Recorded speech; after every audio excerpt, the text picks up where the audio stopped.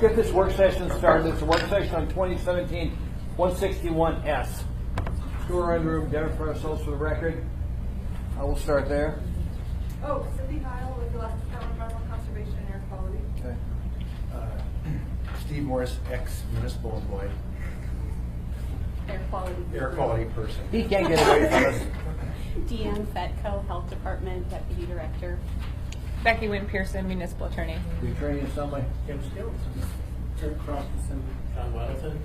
Red Dice. Well, thank you for being here. I know there's a fur rendezvous race going on. You'd rather be out there watching the puppies run. The taxi strike. The what? The taxi strike. Yes, but the problem is the taxi issue is addressed by Juneau, not by us. They preempted us. They're in the wrong town. Maybe they can hear the noise from Juneau here. I'm not sure. Anyway. Okay, we're back to talk about 161S. So Hi, Dick. It's Suzanne. I'm on the phone. Hi, Suzanne. Welcome to the meeting, ma'am. How's your child doing? Better? Doing okay. Thanks. Good. So who wants to kick off the discussion on this? Dan, do you want to? We could start. Certainly Okay. some of the questions that came up were about the air opacity limitations, and we've provided some frequently asked questions on that topic and wanted to clarify that this would not apply to uses like barbecues and backyard fire pits. We've also provided just a short change to the stationary source definition if the body wanted to make that change very clear in the ordinance so that it specifically states that these types of open burning activities would not be subject to that opacity requirement.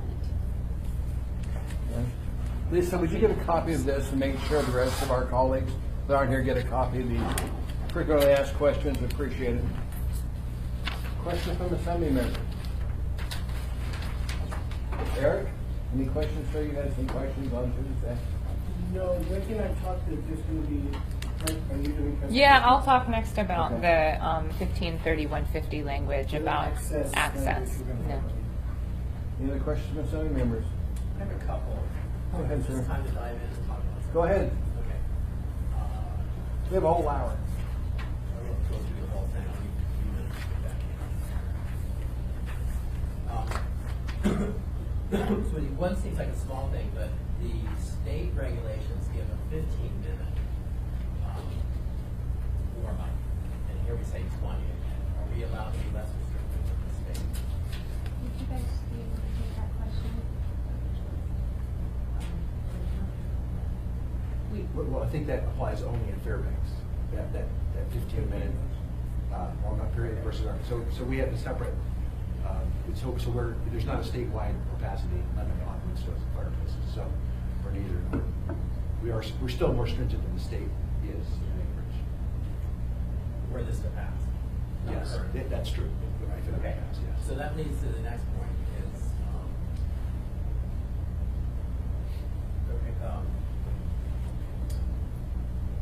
the state only applies where there's an air quality advisory. Is that correct, Brady? No, Air quality, statewide is only during the air quality advisory. right, state, and that is now Fairbanks and North Pole, correct? It's an air quality advisory anywhere within the state that the department calls an air quality advisory. So they can call an air quality advisory during a fire, a volcano. They could anywhere that there's air quality advisory that's 20%. Okay, so what is the, but Fairbanks and North Pole are kind of like, in the regulation, you sent that. That's correct. They are like pretty much always on air quality advisory, is that what you're calling it? Is there another phrase for that? Well, they're a non-achievement area. The Fairbanks Non-achievement. portion of the Fairbanks North Shore Rural is a non-achievement area between 2.5. And this past summer, they were ratcheted up to a serious area. And then we do have Butte, which is on the cusp. They have a design value of 3.1, the standard is 35.1, standard is 35.4, or 35.5. So if they go to 35.4, they round up, they would be non-achievement. So they're very, very close. Okay, so is it, can we make Anchorage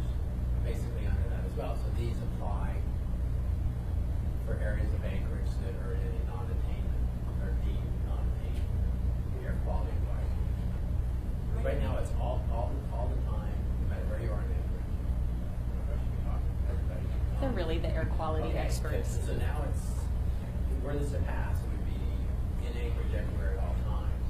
Whereas the rest of the state is only when there's a problem, Except for Fairbanks. except for Fairbanks. It's all the time. Right. It's So 20%. can we change this so it's only applies when there's an air quality problem? I think we certainly could. It wouldn't help us address the issue that we're trying to address, which is when we get neighborhood complaints, we don't have an enforcement tool to deal with those. We can try and get voluntary compliance, but it's really difficult when we're trying to solve an issue. Someone's next door has a health issue related to smoke. We don't have an enforcement way to handle it. And how many a year do you get? It's about 25 a year. That's about over the last 3 years. I think that was our stat. Can I continue? Good, John. Where are those mostly located? I don't have that at my fingertips. If I Probably can- in closer proximity neighborhoods, I would suspect. And that's kind of where I'm going with this. I'm thinking, okay, well, if you're the denser parts of Anchorage, and I spent 5 years in Fairbanks, which was in a relatively small lot area, so I can understand the implication. But if you were in large lot parts of Anchorage, even when by the time it gets to your property line, it's dispersed, even if you're in Greenwood. So, what I look for here is we're saying Class A areas, this would apply as you have it now. Class B would only be if there's an air quality issue. Class B is a large lot. I would just, even on large lots, if you got somebody right next door to you, and maybe the lot is large, but the houses are in relatively close proximity. We've had circumstances, in my long career there, where somebody would be burning greenwood continuously and smoking them out, and there was really not much we could do. We can't say you can't burn wood. And it was very frustrating because there's no bright line. On the other hand, we'd have somebody complain and say, I shouldn't have to smell any smoke at all. I don't, they should not be able to burn, my son's an asthmatic. And there's no bright line for us to say, this is okay, this is not. It's so subjective. And that's what we were trying to get away from. The other aspect of this that is concerning is that we have a neighborhood monitor in City View, and I still think it's there. Right? It's been 18 months since I was part of the program. But that monitor would the EPA standard is set so you're allowed a certain number of exceedances. They call roughly 7 per year is okay. You can go over this threshold. That monitor would go over 2 or 3 or 4 times a year. And it's conceivable that if we happen to have somebody very close to the monitor that wanted to burn wet wood all of the time, we could find ourselves in violation of the EPA standards and not be able to do anything about it. You can't say you're over 20%. You say, well, it's subjective. We really can't enforce it. I hate to be in that circumstance. That was one of the other things we wanted to address with this ordinance, is have something that's semi-objective. I mean, it's still somebody's eyes saying, that looks like 25. It's trained, but something you can say, this is okay. This is not. And it's so difficult to say. It's so dependent on who you talk to, who's complaining. This is such a good tool used in many other places, and it's always been, in fact, the air quality program, I think, will be one person. We're not going to look. You're not going to patrol for people exceeding 20% capacity. We're going to only do. We're going to. I shouldn't say we. Sir, are you ready to go back to work yet? Well, you said that for 30-some years. That's When fine. they get a complaint, they're going to go out and they're going to try to work something out, and they'll convince people that if they burn dry wood, they won't be over 20%. I mean, there are relatively simple solutions that 90% of the people will say, okay, and it works out. It's just one occasional person that just, we need this tool. But it's good to be able to say, you're okay, no, you're not. Can you move the monitor? Not without EPA approval. So, Just to say, John, years ago, we were a non-containment area on motor fuels tax and motor fuel emissions, and had double the time getting rid of that. I had to leave. I was on the Sunday, got rid of the IM credit, and then I left, and somebody put it back on. So I came back on and got rid of it the second time, and drove the state through it. Sorry. So if you're ever in a non-containment area, whether it's gasoline or fumes or this, you've got the devil of the time trying to get rid of the feds. Once they're in here, they will do things you won't believe to make you contain. I have to deal with Fairbanks. That's my job. I'm trying to get Fairbanks cleaned up. Good luck. Please don't go down there. Yeah. We were just at the assembly in Matsu. You know, they're all up in arms. They don't want to do anything. They're looking at, you guys can take care of it. Be responsible. Pass the tools you need. Don't shove this down to something else, because if we have to come in, or the feds have to come in, you will be stuck with this for 20 to 30 years. And the feds are even worse when they come in, Oh, yeah. because they're mandatory. You will in fact do this.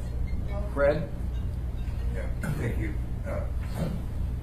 My question kind of got answered, but ma'am, did you say that there's about 25 cases a year that need to be reported, need to be investigated? Correct. And how many man hours would you guess each of those complaints take? It's so variable. Yeah. One might take 100 hours, going back, I mean, Yep, just, yep. just, cajoling. Many can be resolved with a phone call. Your neighbors complained about smoke. Oh, I didn't know that, thanks. I won't burn wet wood anymore. So they vary from 5 minutes to, maybe 40, 80 hours of, going out there, driving out to Eagle River, making sure, seeing whether in fact there's smoke there, talking to the, and it just gets very time consuming, not very efficient either. Yeah, so I assume as we do a better job of educating what is sold in vehicle emission things, technology, You dig? and so on. So my guess is we're going to get less excursions outside the limits future. Not necessarily. Your older wood stoves last 20, 30 years. If someone is improperly operating it and an improper use of wood, it will smoke up, and there's no requirements to change out to newer technology. I'm on board for having an objective standard and forcing the compliance by the flagrant continuing things. Not a problem with that, and I understand. The problem, I think John's got his direction also.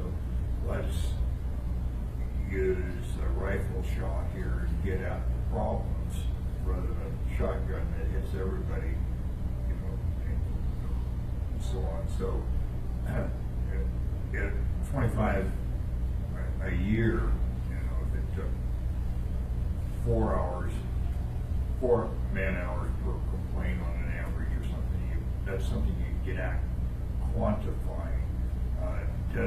What kind of credentials does an enforcement person have to have? Doesn't have to be a sworn police officer. They go through the same citation, or what do they call it? Code enforcement officer training, is that right? Correct. That nuisance Jack control. Frost. Yeah.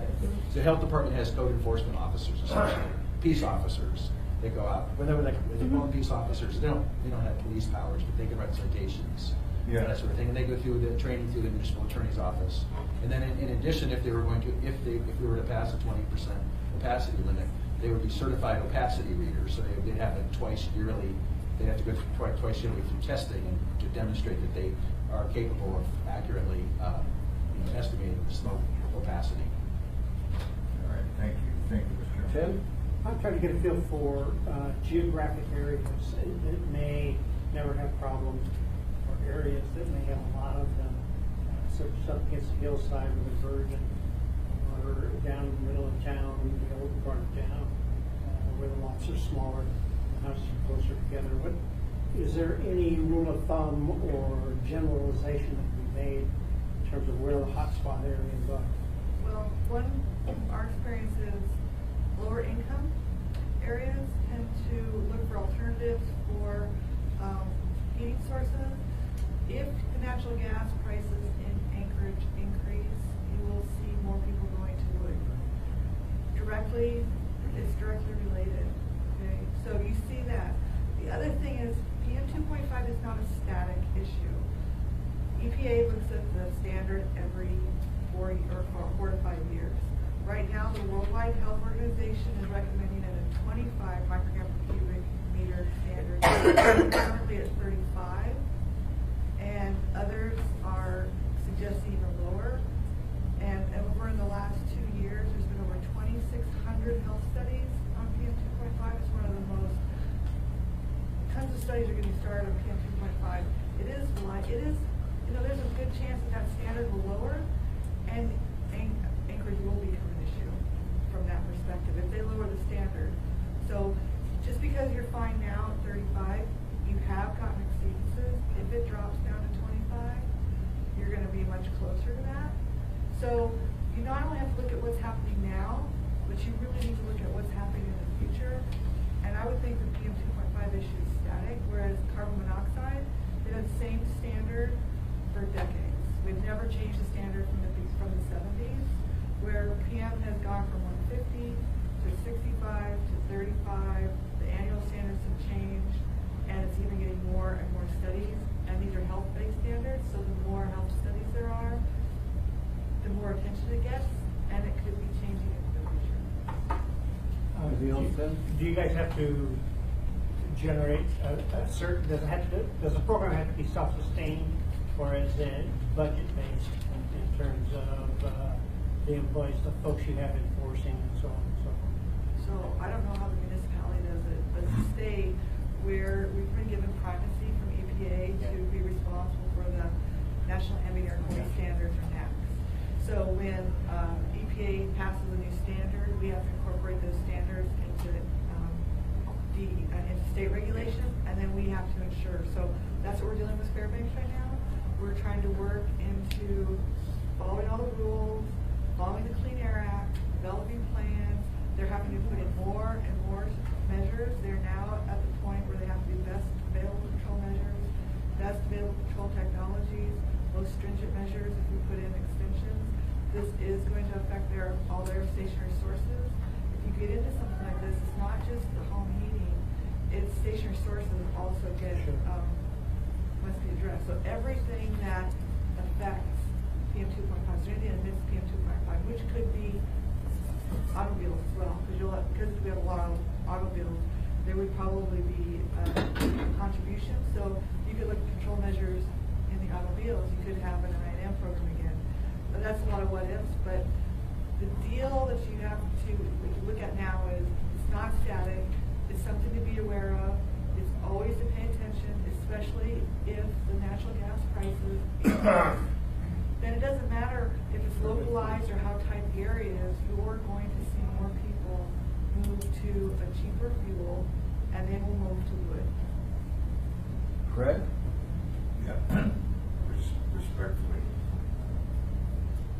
we have very few areas of the municipality here that are not connected to gas. And I can't imagine natural gas prices going anywhere near what would make people substitute. Cutting, splitting, drying, using wood.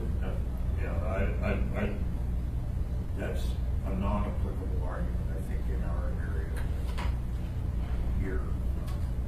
And where I live in Eagle River, we have trouble on PM10 stuff. Guess what? That whole valley is filled with glacial till. It was eroded off from up the valley. And this goes back quite a ways, but quite a bit of it came from sanding the roads. And so now you'll notice that our municipal people, roads people get out, try to pick up the sand that they spread in the winter before it gets dry. And it's a good thing because you're very close to being knocked in from PM10 a couple times. Sure. So that's good. Yeah, they paved all that. I was here when the Eagle River PM10 problems were happening. Yeah, me too. Yeah. And Butte in Matsu has gas, and they're close to not being in. So I'm not trying to say you're incorrect. You're right. The likelihood that most people would go into, but if you get pockets of areas where they find that it's difficult to pay for their heating, they will switch. We see that. Yeah, and what I think John is going for here is let's really address real problems. And if indeed there are areas that are presently or liable to be problem areas, let's deal with it. In general, this whole area, the winds are enough, you know, that things get dispersed. And Fairbanks did this. They have an air quality zone. They've broken their area Yep. into zones, and then they have some of these more stringent Yeah. items in those smaller areas. So that's Yep. absolutely something that you can do. Yeah. I just want to make sure that you saw the big picture, and then what you guys saw, and that's the beauty of having local community be responsible for their air quality. Yes, ma'am. Thank you. Thank you. John? Okay, though I'm not hearing much support from that side there of this idea, but we're supposed to say it became that Class B areas, this would only apply if there were an air quality advisory. Is that something, you know what areas are Class B? It's in Title 21. Is that, or is that just, this just confuses things so much? I don't think our inspectors currently look at that information, but I guess they could be trained on it. I don't know. Well, yeah, I guess my fundamental thing is, partly, I think there is concern about violating the standard because somebody burns in a City View neighborhood, for example. And that's an area that you could regulate. But I think fundamentally what I think that the 20% opacity does for us is gives them the ability to address complaints in a reasonable manner. I mean, I talked to many people when we were investigating this 20% opacity standard, many people in other states.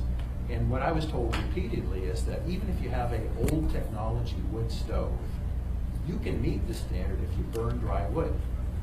And it seems to me that if somebody is smoking up a neighborhood, even if it's one person that lives right next door to somebody else, and the way that they can be neighborly is just season their wood for an extra 6 months or a year and then burn it and meet the standard, that's a reasonable thing to ask for. And having the air quality zones things doesn't address maybe the one circumstance where a woman has an asthmatic child and lives next to somebody who likes to burn wet wood. It just seems like this is a reasonable standard, and the places that have it said that was their experience, that people just had to season their wood properly. I don't know if that's the experience in Fairbanks, but that seems ultimately, you don't have to buy a new wood stove. Just put it in a woodshed and keep it dry for a year and then burn it. Well, I don't think how would you call an air quality advisory that would trigger a 20% opacity? If you have just one monitor, 2 monitors, that's it. Where this approach, at least, is complaint driven. You go, you find the complaint, you help educate them, and it's done. You don't have to deal with anybody else. You don't have to affect anybody, from that perspective. Can you answer the Good, question John. you just asked? How do you declare air quality advisory? How's that done? So the way the state does it is when air quality is measured by a monitor, and it reaches a certain trigger limit, depending on the pollutants and the location, the maximum advisory is called. We can't call anything other than what's on a monitor unless it's like Well, we could call it off of visibility, but for Anchorage, where we have monitors, and I'm the program manager for the monitoring program for the state, and we had to take over the Anchorage monitoring as of last January 2017, right? And so we will, my staff will look at the readings on the monitors, and we'll look at the forecast. And I think your staff still call the advisories. Yes. My staff will. So, John, go ahead. So, but that's good. So if there were an area, and you say, okay, this wouldn't happen on the hillside, maybe we're going to. So if there's a certain pocket, maybe it's a dip, we would have a tendency for the maybe you go out there and go, whoa, that's bad. You throw your equipment in the trunk, you drive out there, you pop it on the ground, you're going, that's bad. We're going to make this square mile non-attainment area. I wish we had the time and money for that, but that's not what happens. What does it take? Because those are.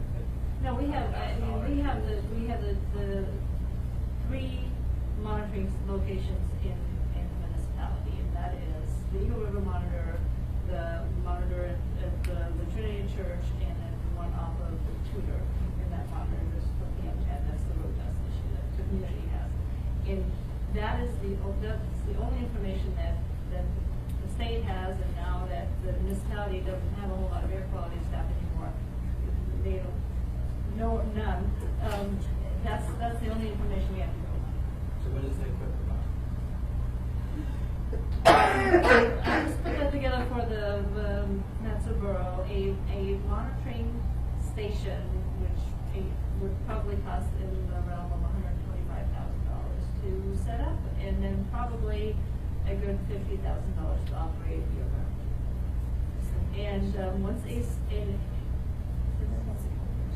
right, yeah, that's so it's not easy and cheap, and that's why the monitoring network that the municipality had 5 years ago was shrunk down to the sites that we absolutely are required by law to have, and that is the one site for carbon monoxide, which is because Anchorage was carbon monoxide, not a timber area. It's the two PM10 sites and Parkgate and at the Tudor Road, and then the PM25 because of the municipality size of the municipality. We're operating the absolute minimum that we have to buy. And- I'm all right, thank you. You know, Dan, it's kind of like dog barking. How many complaints do you get on dog barking? And it's constant, it never ends. Yeah.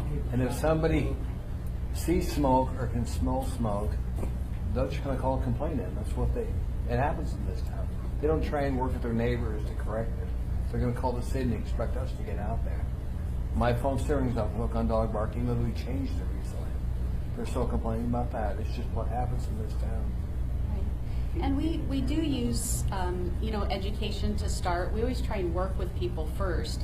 And then the next step is a notice of violation. And then if it continued from there, it would be a citation. So it's not like we go out right from the start and issue a citation. We really do try and work with these folks.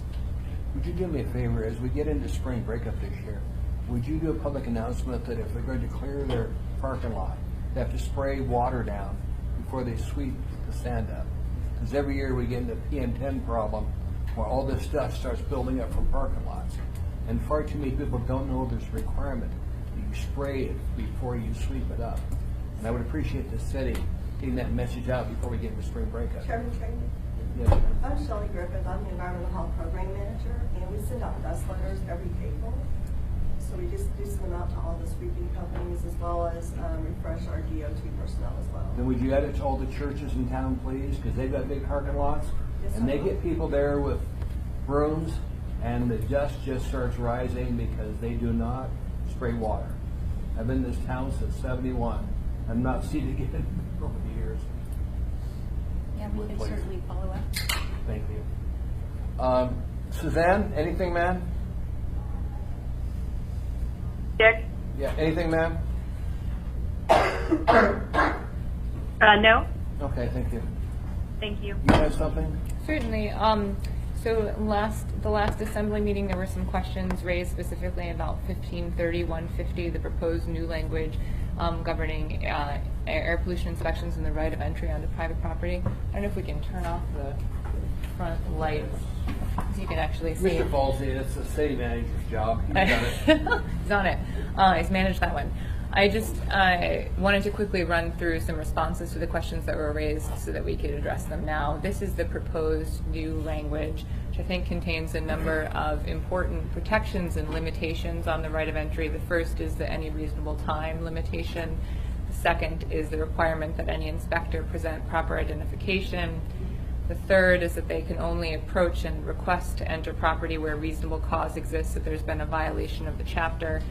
The next requirement is where federal or state law requires, which is when if a landowner refuses, says I'm not going to voluntarily allow you on the property, then a warrant is required. And finally, there's a limitation in this language that requires that warrants issued under this chapter be returned within 10 days. This is stricter than state law. State law allows an administrative warrant to remain open for 30 days. This, I think, tips more in favor of protections for property owners because it would require the municipality would give us only 10 days to go and do the inspection under the warrant, or require us to come back and again demonstrate that there's cause for us to obtain a warrant. So this, in comparison, this is the current language that governs air pollution inspections in the code. It's less restrictive. It basically says at any reasonable time, and a warrant is required if needed, but doesn't contain any of the other restrictions that are set out in the revised language. There was a specific question raised about how this new language compares to other provisions of the code that also provide for inspections, and the response there is it is identical, or essentially identical. This is 152110, which governs public nuisance inspections. It's word for word identical to the proposed new 153150. Title 21 also has an enforcement and inspection language provision. It's slightly different because there's this added wrinkle that in point 2 here, which allows a director to enter and inspect if a landowner is applying for an entitlement under the chapter. But with the exception of that difference, it's essentially the same language. It has the same restrictions, again, the reasonable time restriction, the presentation of proper ID, the requirement for just cause, reasonable cause, the requirement that a warrant be obtained if needed, and this requirement that the warrant only remain open for 10 days. All of this law is subject to, I think this is an important wrinkle, 1505 also contains inspection language, which provides across the title. And this language here actually specifically calls out the permission granted. I think the major concern was that the new proposed language doesn't explicitly say permission must be granted in order for the inspector to enter. But that is actually provided in 1505-050. It says both when granted permission by the owner or some other person with apparent authority to act for the owner, the inspector may enter. And it says when permission is refused or cannot be obtained, the search warrant is required. So I think that piece there closes the loop. And then we have clearly the state constitution and the U.S. Constitution, which govern when a warrant may be issued, what the requirements are that we have to meet. What this means practically is that inspectors may approach, under any of these provisions, may approach a property at a reasonable time with appropriate ID and reasonable cause, and they request access to inspect the property. If access is denied, then in this instance, DHHS will work with the Department of Law to obtain an administrative search warrant. A notable example of where we've done this recently, my understanding in my brief research is that this is very rare, that generally a landowner will allow someone on. There's very, very few instances where we've actually obtained administrative search warrants. But we did recently, the Northern Lights Inn is a recent notable example where my understanding of the issue is that the owner would put off inspections until a convenient time, at which point the building maybe was perhaps not in the state that we were looking to investigate. And so we did, I think Mr. Gates was actually directly involved in obtaining that warrant. The process is governed by the same state statute that governs the issuance of criminal warrants, except we're under point 5, which basically says we have to demonstrate that there's a code violation or reason to believe that there's a condition of nonconformity with code that exists with respect to the place we're seeking to enter. This is the form we fill out. We check this one, evidence of health and safety violations. So given where we are, I think you have 3 options. The option discussed last week was to delete 153150A. I would recommend against that because I think that language, the section A contains a number of those important restrictions, including the reasonable time requirement, the presentation of identification, and the requirement that there's reasonable cause for any kind of inspection. Another option would be to revise the language to itself include that affirmative consent requirement. I think that's possible. My concern about doing that here is that this is the language we're using word for word across the code. So if you make that change in this section of Title 15, I think it would only be reasonable to have to make it elsewhere in the code. Otherwise, you end up in a question of legislative interpretation where we have a different standard here. We're going to read something into that. Something different is required here as opposed to elsewhere in the code. And I also think the protections you're seeking are already in place via other provisions of the code and the state and federal constitutions. Third option is leave as is. That's what I would recommend legally, but again, certainly there are other options as well that you might consider. And if there are any questions I can answer, let me know. Let's try Fred first, then John, then Eric. Yeah, and I think I have 3 questions, but could an executive warrant, search warrant, be extended in some circumstance to have more than 10 days? Under state law, certainly, if it's obtained under this, if it's obtained, so the state law that governs how, whether a warrant is issued allows you to keep the warrant open for up to 30 days. But under municipal code, it would be a violation for the municipality to not return that warrant within 10 days. So what I'm worried about is the repeat offender, and so on. So he gets a warning, or the inspector shows up and he said, "No, you can't come on my property." I'm wondering if the inspector took a photograph of the black smokes and so on coming from this place. That would help in getting the search order and warrant and showing probable cause. And what I'm interested in is that the warrant's in place so the next time the inspector comes up, the guy doesn't run him off and then quickly go and douse the fire, making enforcement. So that's a possibility. Is there any way that we could use a restraining order to stop the person from doing that or dogs barking? A citizen with a chronic offender goes to court and get a restraining order against that, either for the dogs or the smoke. I don't think we could. I think our course of action in that instance is enforcement. We have the police power. We should show up and we should issue a citation. We should inspect and determine if a code violation is occurring and follow the course provided in our code. The TRO option or the restraining order option is available for a private landowner who has an issue, who doesn't have that police power over their neighbor's behavior. So I think it's not the appropriate remedy for us in this instance, because we do have the police power to enter and to impose penalties for someone who has been violating the code directly without going to a court to ask for that. Mr. Dyson?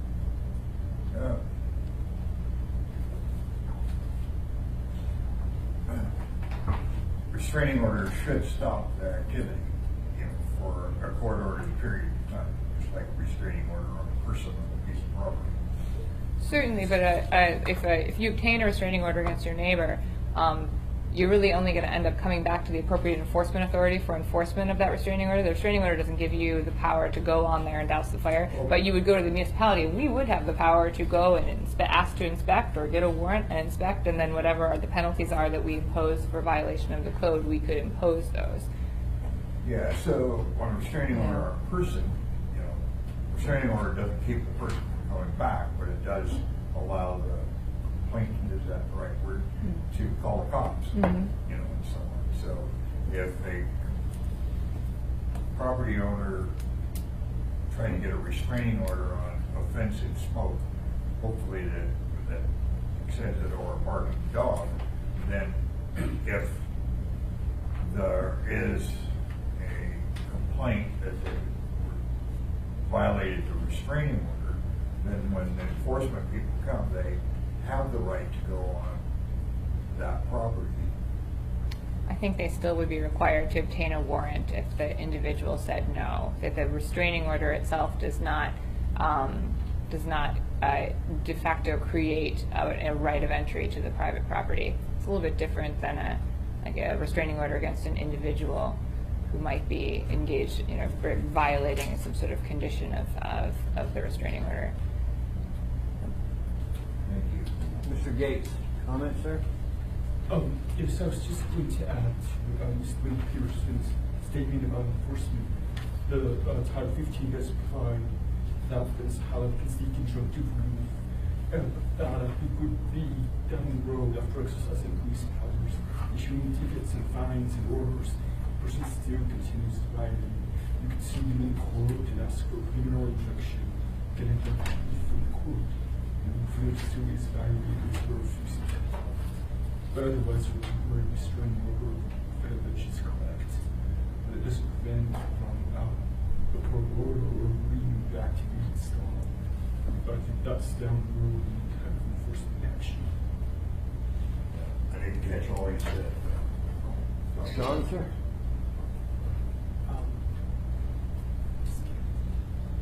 nice in all these codes that we say what we need very clearly.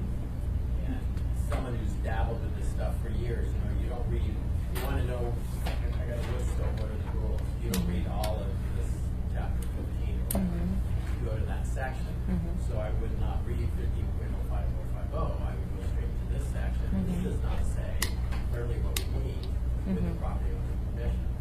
So I think it's a darn good idea to go to all these sections. If that's what we mean, is actually to say it. I certainly think you can. 6 more words throughout the code, but it says clearly what we mean. I certainly think you can. I think I'd probably recommend doing it as its own separate AO that amends all of them, the purpose of which is to, if you want to say the purpose of this legislation is to make clear across inspection provisions in the code that landowner consent is required. I do think it is more than implied. It is underscored by the federal and state constitutional protections for private property owners. I mean, that consent is required or a warrant is required in order to enter someone's property. We can't override that by putting a provision in the municipal code that says they have to let the inspector in. So I don't think there's any danger of that code being interpreted by the authorities to try and convince individuals that they don't have the right to refuse consent. But to the extent you're concerned about the language, you can certainly amend it across the code. And you come as an attorney or trained people in the area. I'm coming at it from the citizen. We're not trained. I don't know anything about the state charter or constitution or anything. But if it says right here with my permission, okay, or they get a warrant, that would be very helpful. You can certainly put it in there. I would argue that Alaskans, I think, are very well versed in property rights and probably know, but if you, to the extent you want to put it in there, I think that's completely fine. I just would advise that you do it uniformly across the code so that we don't end up in a question of whether or not we mean something different in one section than we do elsewhere. Yeah. Mr. Croft, sir. Yeah, echoing a lot of this, but Becky, I just completely disagree that it is obvious from this language that any permission is required. It doesn't say it. It says the opposite. The director may at any reasonable, now there are protections in it, but it says nothing about that. And I think, I frankly don't know how you get to that. Like A looks like they may enter at reasonable times. Where the hell did permission come into the equation? Now, I looked at the preface language that you cited, the 15.5, and that does say it right. Like that actually says what we mean. The director shall have the authority upon presentation of proper conditions to enter and inspect in private property when granted permission by the owner or by some other person who prepared to do that. It doesn't take a lawyer, and the two lawyers are disagreeing. That, though, is plain language that does talk about permission. At least the concept's there, and more than that, I think it's pretty clear and good language. So, and the idea that, well, we've done this all over the place, so let's not fix it here, I don't like it all either. I think that's another problem. But at the very least, we ought to be clear here that we need when, and I just cut and pasted from 1505, when granted permission by the owner. And then I also, the other thing that introductory language, the 1505 does really well, is it doesn't say when federal or state law requires. The Supreme Court changes its interpretation of when those warrants are required all the time. We really don't mean that. We mean all the time. I mean, if they didn't give permission is needed, and if they didn't give permission, you need a warrant. And to say, if absolutely required by some other sets of documents, just confuses the issue. It is always required if you said no. If Becky said no, I need to get a warrant. Respectfully, I think the challenge there is that I don't think that's exactly. I think you also want there to be you don't want to eliminate any of the other exceptions under federal and state law for a warrant requirement. If there is something that is an imminent catastrophe occurring on someone's land, you want to be able to allow people to enter. We said in the provision you cited, when permission is refused or cannot be obtained, a search warrant may be obtained from a court. So, again, in pretty plain language, it tells me the circumstances where you're going to get a warrant.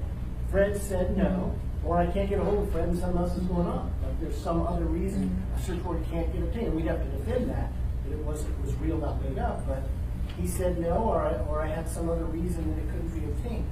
I just think the 1505, 50 inspections language says what we need, and this doesn't. But at any rate, I can pull that language in, right? The permission language into A, and the permission is refused, you get a warrant into B. I guess B had a little more, so it said, an inspection warrant shall have these things. And I guess I can't really see how one wouldn't, but that's fine. And that they shall be returned within 10 days. Those are additional protections. Are those necessary? Should we have them all the time, or just in this case, one? You know, it wasn't in 15 when I put the specificity on the warrant, what it should contain, that's fine stuff, and the 10 days. Are those important things to keep there? I didn't draft the language, so I'm not certain of what the intent was. My assumption is that we were trying to be more protective of property owners than required by state law. It's the effect of that language, and that's what we've put in the code across different provisions. But again, I wasn't involved in the drafting of any of this language, so I can't speak to what the legislative intent was behind that. Mr. Croft, anything else? Mr. Steele? Yeah. Say it again in terms of the current language in this update does not have the statement that cooking fires and backyard barbecues are not considered stationary sources. Is that if we want that in there, we've got to put it in there. On Tuesday. Certainly. If you had amendments, make sure it follows the correct format. Get hold of Lisa and get the amendment to her. Okay. We don't do hand scribing. Any other questions? Yes, Fred. Yeah, just a comment to my colleagues. Yes, sir. Yeah, I really appreciate the way you're thinking of what you're doing here, and John's idea about localities where there's a chronic problem. I'm worried about the chronic offender who always stops you at the border and says, no way. And you guys don't have any people like those in your district, but I have a few. So whatever we do here to protect property owners and so on, I want to, if there's a way to make it so we can make a case against the guy who's a chronic offender and cleans up his act every time you show up at his property. And if there's a way to do that, and that's why I was thinking of this restraining order thing, you know, or something. Mr. Chair, if I may, I mean, one thing you may want to consider is whether you do want to have that 10-day restriction in a search warrant. If a search warrant may remain open for 30 days, that certainly gives the municipality more flexibility to show up at a time when you know our chronic offender has restarted his on-site fire pit, and give 30 days for him to fire that pit up again. But it's your call in terms of that balance. Do you want to be more restrictive on the municipality's right to inspect, or allow more flexibility to come back for someone who might be a chronic offender within 30 days? Probably not mutually exclusive. There's a possibility of using judgment. Well, certainly, but in terms of how the code is drafted, I think you can impose that uniform 10-day bar across the board, or you can defer to state law and allow a judge to determine whether it should any kind of warrant should remain open. Thank you. Suzanne, any questions, ma'am? No questions, thank you. Any final questions, comments? Thanks for being here. It's over with. Appreciate it.